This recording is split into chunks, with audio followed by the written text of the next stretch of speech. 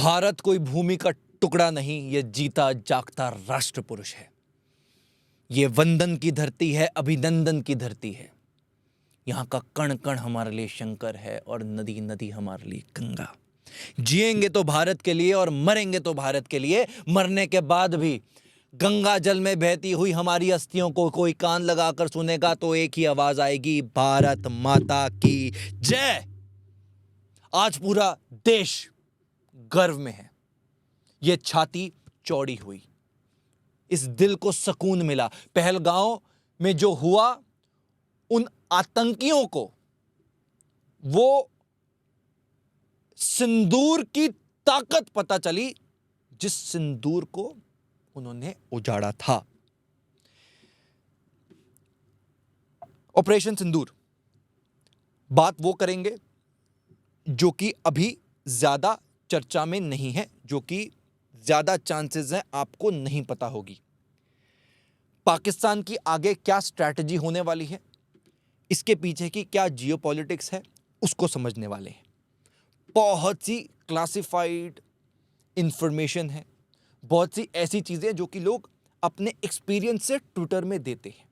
सो हर चीज का एनालिसिस करके मैं आपके सामने खड़ा हुआ हूं।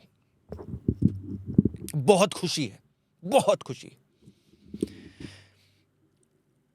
ऑपरेशन सिंदूर, नाम सिंदूर क्यों दिया गया आपको पता है। इन्होंने धर्म देखकर मारा, तो एक तरह से धर्म देखकर ही इनको जवाब दिया जा रहा है। पर इंडियन आर्मी में इतना गुर्दा है कि जब इंडियन आर्मी ने ठोका तो उन लोगों से उनका धर्म नहीं पूछा, उनकी पैंट उतारकर नहीं देखा गया कि ये हिंदू है या मुसलमान। ये भारत है, ये है भारतीय सेना।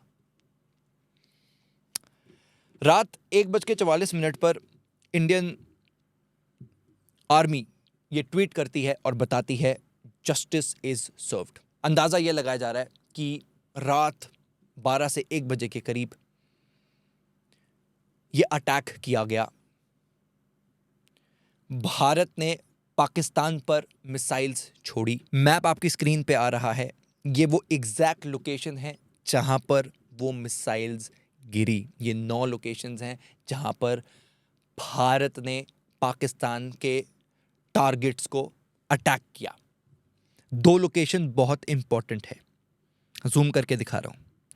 मुरिद के और बहावालपुर, ये 2 वो लोकेशंस हैं जहां पर टेरर ऑर्गेनाइजेशंस जैसे कि जैश ए मोहम्मद और लश्कर तैयबा है, फोड़ दिया, उखाड़ दिया।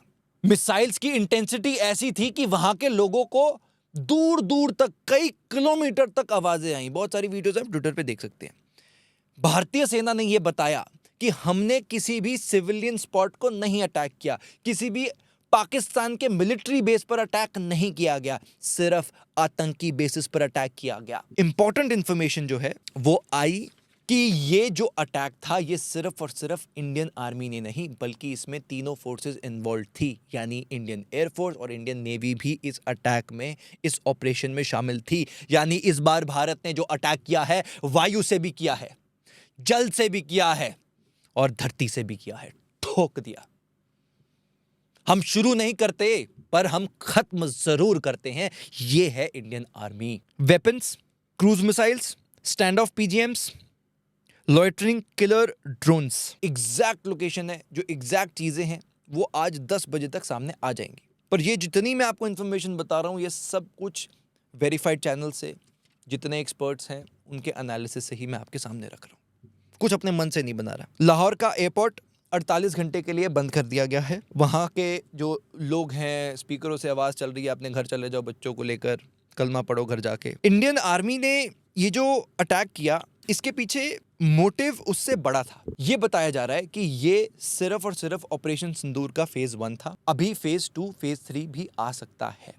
किस पर डिपेंड करेगा? ये पाकिस्तान की रिटेलिएशन पर डिपेंड करेगा। अब हम समझते हैं ये अटैक जब हुआ तब पूरी दुनिया में क्या उथल पुथल मची, पाकिस्तान ने कैसा रिस्पॉन्स दिया। रात को जैसे ही अटैक हुआ, एलओसी पे पाकिस्तान फायरिंग करना शुरू कर देता है, जिससे हमारी इंडियन आर्मी बहुत ही सक्षम है इनको जवाब देने के लिए। तो वो तो अपना काम कर रहे हैं।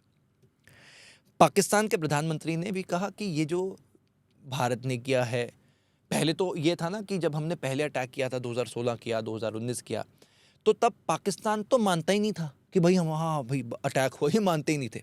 इस बार शुक्र की बात तो ये है कि पाकिस्तान ने मान लिया है। और ये लोग बड़ा कहते हैं द टी इज़ फैंटास्टिक। अब ज़रा पूछो कौन सी टी? हम तो कह रहे हैं टी इज़ फैंटास्टिक क्योंकि तुम्हारा बाप वहाँ पर टी पी के आया था और तुमने बनाकर भी दी थी।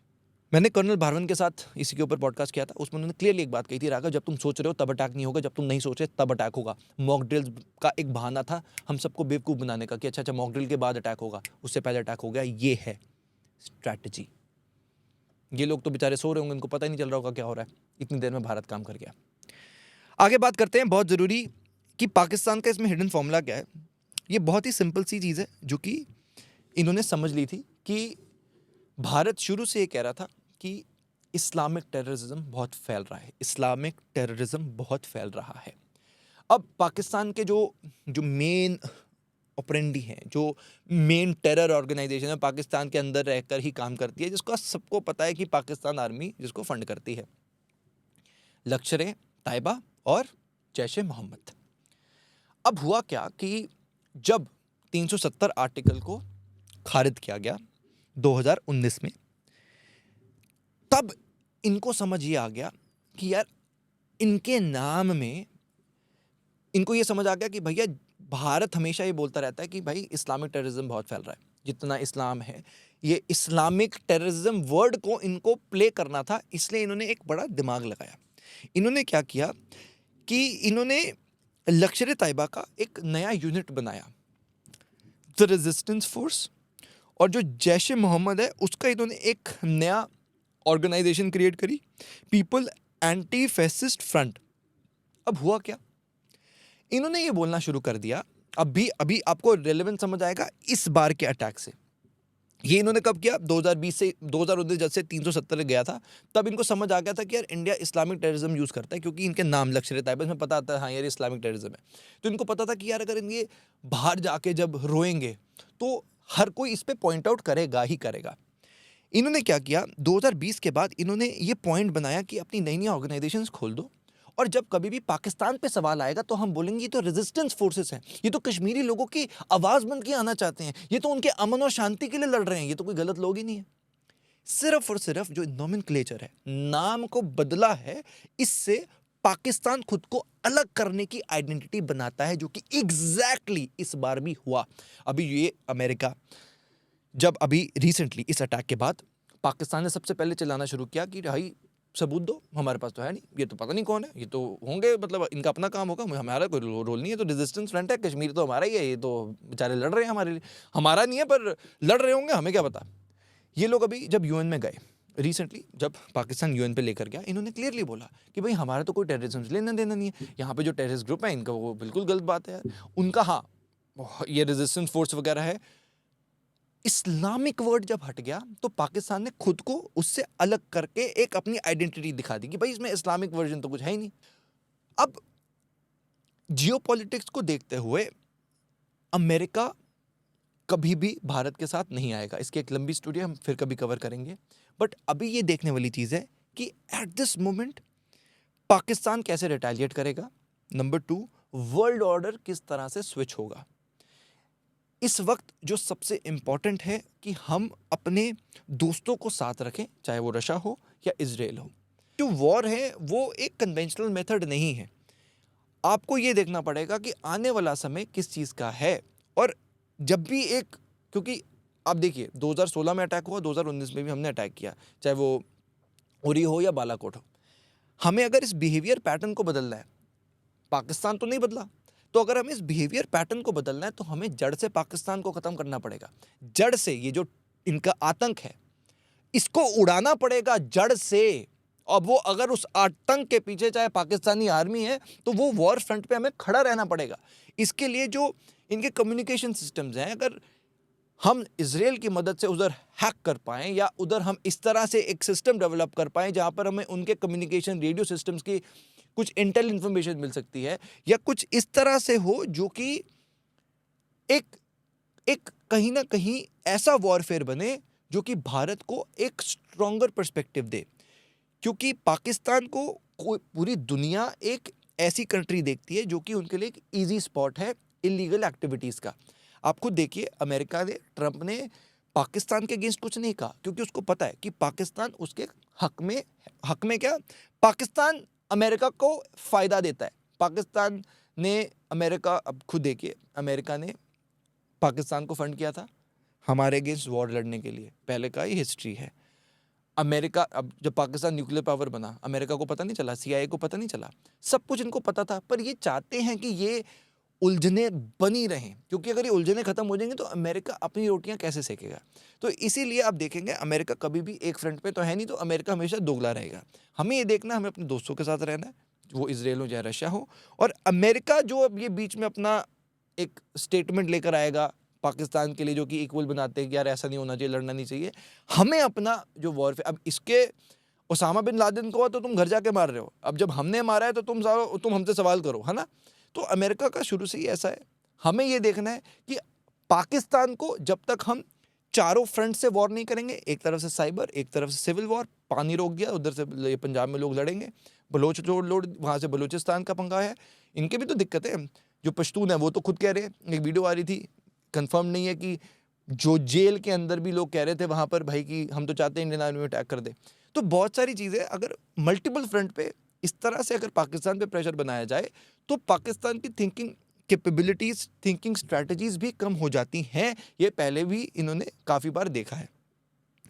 एंडिंग द वीडियो, बहुत सी चीज़ें जो आ रही हैं, मैं बस ये रिक्वेस्ट कर रहा हूँ कि स्टे इन्फॉर्म्ड, स्टे यूनाइटेड, गलत चीज़ें मत शेयर करना। मॉक ड्रिल्स हैं, उसका ध्यान से काम करना, सायरन बजेगा, खिड़की विड़की लाइट वाइट बंद करके ध्यान रखना।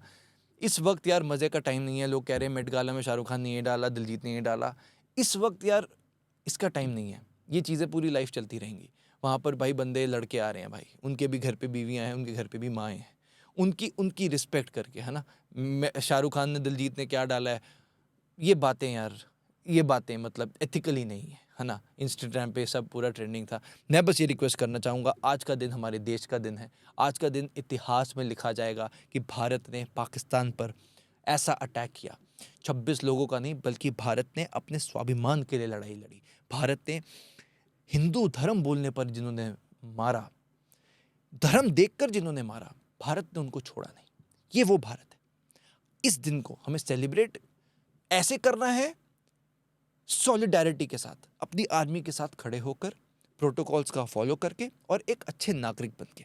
जय हिंद।